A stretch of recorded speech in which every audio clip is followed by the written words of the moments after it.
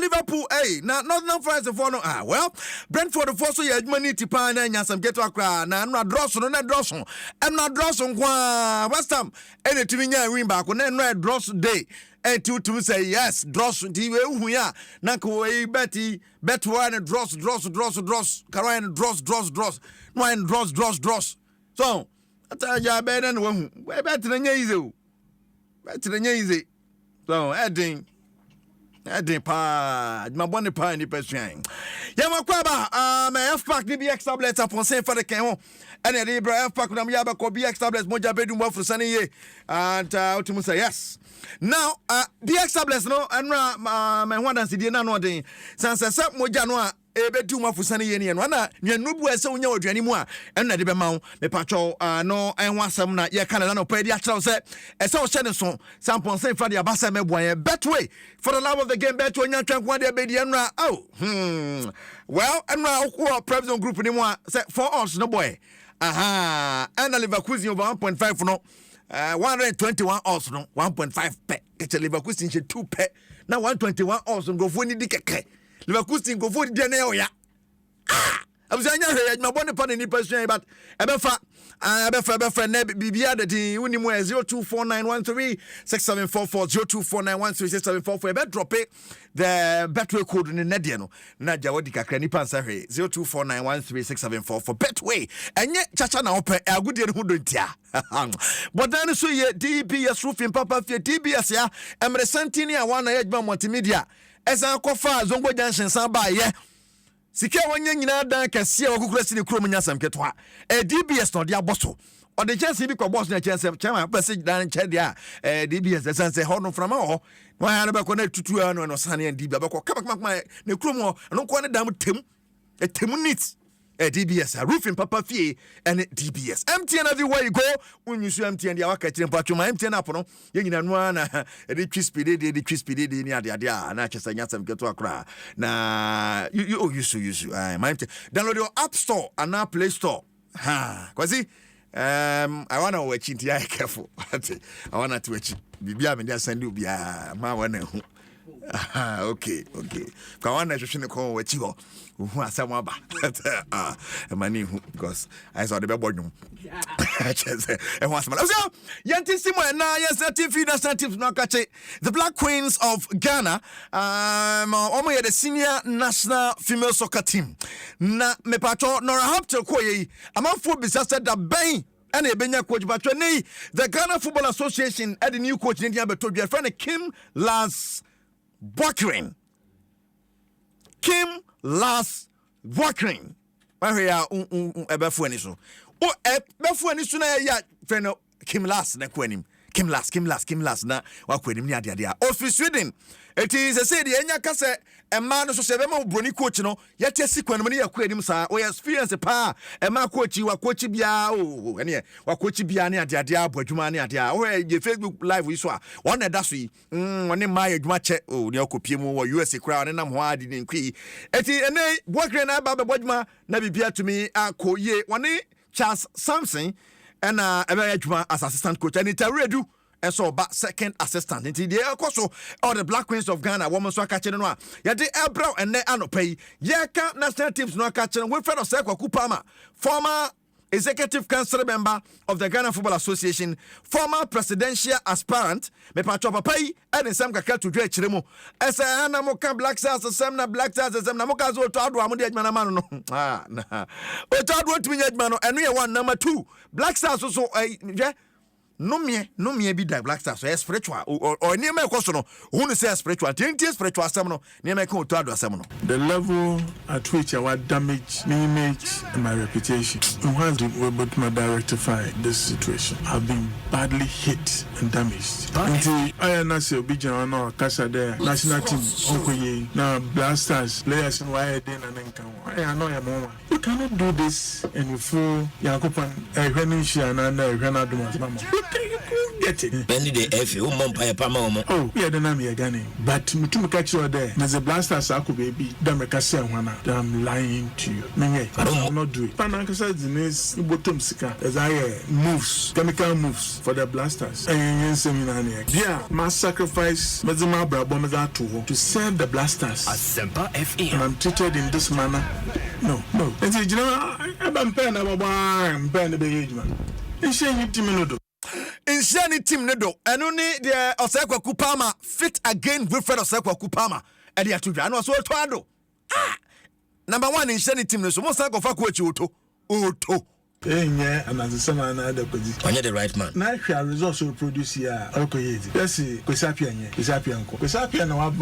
organized Sudan, Moabatin or Libya. Why neutral grounds? Why 2-0. The way blasters were playing. Me, as a football person, not from a spiritual angle, from a physical angle, I saw that they were going to lose. Astro turf. You need good physical presence. Play on an Astro turf. The way blasters were straining on in the first half, I saw that they were going to go tight. As blasters preparation our year were Ghana, and it wasn't on an Astro turf, but they didn't prepare with an Astro turf in mind. They got tired, and Sudanese in the 1 second half goes into a turf. It was clear. Forget about spiritual angle. It means there. Your preparation to that particular match. Poor. I am Wilfred Osaka Kupama, presidential aspirant, Ghana Football Association, former executive council member, Northern some say to Ghana, Yakoba former dear, Maminko, former president of the Ghana Football Association, Rokwasi Ntechi. Black Stars is someone that not apart from players, in the grey psychology. Only in psychology, and then I did a ball, my partner, so Bamichel TV. So they take Kano and I tell my dear, the player shall go, and I'll coach in the TV partner. So then and of course, so they are no more. We will say there is a psychological problem there. Now, pressure everyone, so it's just go, pressure nation, so it's a problem now. A man who receive partner, so a psychological problem, I say, psychology. Now or bear with progress or bear with management yeah so very important.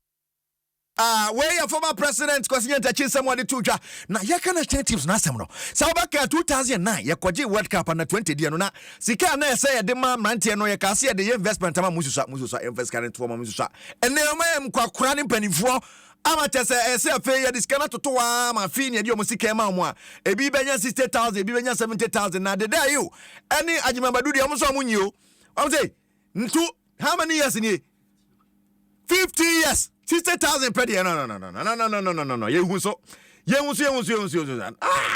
That time 10,000 and 70,000. And I don't know. Say na war. And we wouldn't am chain. You so ye papa. Imana Jimabadu Chiremu no Case. Where the entire Jima I the day you wear your man say na says carry the no go hold am no.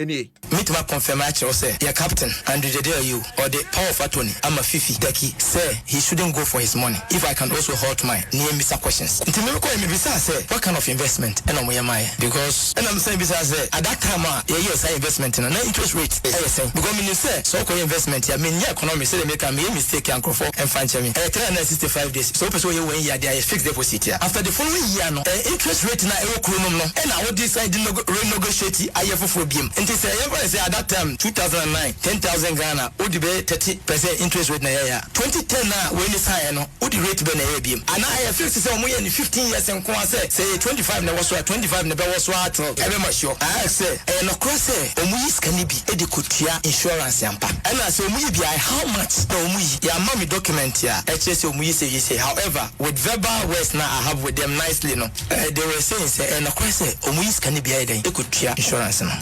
a group idea nti omum konko ye ajima badu de 10,000 no more kitwa BF no more you kitwa em say yearly no bit my be 10,500 Ghana cedis so group nti 210,000 Ghana cedis end of the year by 21 players nti individually no be ade 10,000 because so the plus here you know 210,000 so time no 2.1 million this is 21,000 Ghana cedis nti omu 10,500 in group for yearly nti yearly no so 15 years now more 125,000 nti me ko my family Ghana card and say me kwa koje and I see so my captain so I catch me say yeah intimi koje say bit my hot kakra wei adwuma lo adwuma badu dia na ye be di sansam na chia mo ahum ye na some benje so amonye bi su kokogye dia na je say I something which is there but ansa na e be question so ma me say okopie mu what the Ministry of Sports and Recreation ye twen say His Excellency di team abeto dwa say wei e na be minister no na wan na eba amam first at lobby na okopie boxing for na ka chia CEO of Box Office Promotions Alex Ntia mo ansa na de no hwemu a wan na esem de ma no President Mahama has promised Ghanaians that one way or the other he is coming to make sure Ghana government money is going to be used judiciously. And I believe if this man is in charge there, he can break the cartel that, spend government money unscrupulously and he can get the best out of it. So for me, I recommend him to be the person that will be the sports minister because he can help not only football but boxing and other least finance sports. That's what he's been saying all the time, and I believe he can deliver. The President Boadi as a sports and recreation minister. Now, sana me kwada no matches award record so in the EPL and the Ebeko so nyina no Shannon na me mfango ma but Cristiano Ronaldo me no ka say no say ana say Saudi Arabia ene de to ateta na contract mu transfer Saudi Arabia bi. Hey, Ronaldo nie. I say minyankoe why stand in a contract with Anna say I just say historic offer pa and Anna say for the man no am na renew the contract etna obojuma na bibia enso etimi akoye they say there until June 2026 no Cristiano Ronaldo etna Anna say obojuma na bibia etimi akoye o yesi the Jesus say aton Saudi Arabia moto mu no nyasam ketwa na okoye so go so wa bono mo say wani aso won tena obojuma and say obedje trophy bibia mo na bibia so etimi akoye and so 3.8 billion a week. Hey, Scannerson, he is the highest paid footballer in the world. Yes, 3.8 million the pa. Na yanshai na enra matches ni bi memfa enwo ma Brentford ne Man City dia na 2-2. Man City take lead net to ma Brentford but take can 2-2. Chelsea ni Brentford dia no Bournemouth. Your man Antoine Semenyo Efo beautiful goal for Bournemouth. 2-2 against Chelsea. West Ham about 3-2 against Fulham. Now Northern Forest and Sonny Liverpool. The 1-1. Ukopima Leverkusen 1-0 against Mainz. Hosting Chaos also about Borussia Dortmund by 4-2. Eintracht Frankfurt about Freiburg by 4-1 and a Wolfsburg ball Borussia Mönchengladbach by 5-1. When did you cross in Italy? A Como actually face Milan Boricam. You know Timuba Atalanta and you game no so 1-1 and only sunny games Nisikwa and Neti. Shannon Son for any so. And Everton Aston Villa, give him bedding. Liverpool, Crystal Palace, Debbie. Leicester, Crystal Palace, Nebo. Newcastle, Wolves, Arsenal, Tottenham, after match, and I'm going to say in the Bundesliga, there's Bayern Hoffenheim, Machi, a bit soon, both teams to score soon, 1.5 the ball. Bochum, Nice, and Pauli, Debo, Union Berlin, and Augsburg, Stuttgart, and Leipzig, Nevada, Bremen, Nehadeham, and so at the Abo and Ni at the way, and the Becoso in the German Bundesliga, Inter Milan, Bologna, Bebo, in the Italian Serie A. You better check the BP, on some Ebebro. FAC BX tablets and Ponsan for the K1 open and some proud DBS and I just limited, but what done is with DBS. MTN everywhere you go. My MTN app Store, Play Store, download it. Now something they rather so MTN so now they say Momo send you debut MTN. My MTN app no. Bet way for the love of the game. Bet when you try one day, baby. If I talk and yet, are you careful? And yet, chacha now pay a good year who don't hear. It's me patrol. You the corner be a sweat me a kuye diama and bebo 0249138674 for a bed drop it. Bet we call no discussion butum. Bernard Padibote, Rata Manura Fell, and the man Alex Cobnastone, Professor Wallace head of sports, Omakano pay. But the sports page one bro. Kaisa would Nanka Sabeka Kegyiwa home. Eric Asiedu Boadi. Because what you just on some.